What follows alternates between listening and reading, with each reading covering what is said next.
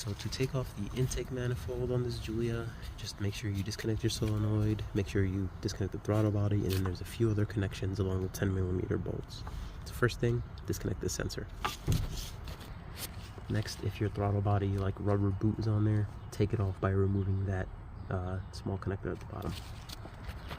So once again, a shorter wrench does wonders.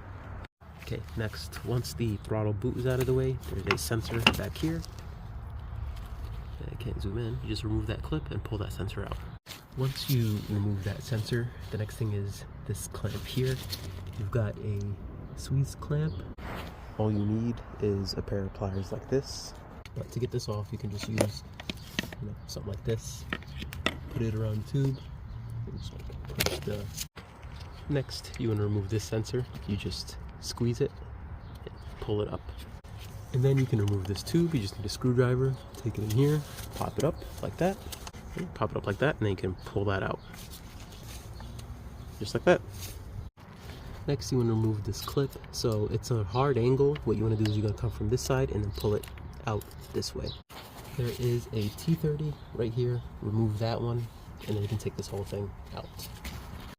Alright, so next thing is the next coolant pipe, and your best bet, if you've got a screwdriver, you stick it in here, put this in here, and then pull it up.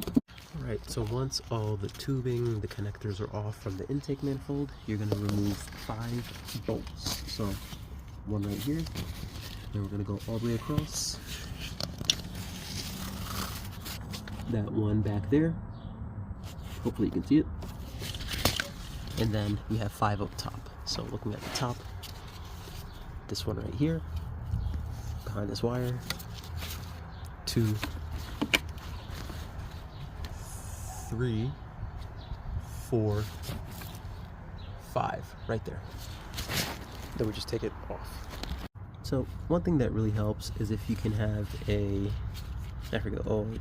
scope thing, just put it back there so you can have a visual of the wrench and make sure it gets on the bolt, because you have to like reach under and then get it in there. Alright, so once you get the manifold off, there's just that tube with the squeeze clamp right there. Just remove that squeeze clamp, remove the tube, and you can take the whole thing out.